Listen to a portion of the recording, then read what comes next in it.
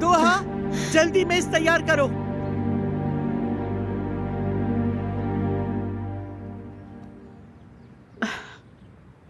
अस्मत साहिबा, मैं आज अदनान से मिलने का सोच रही हूँ।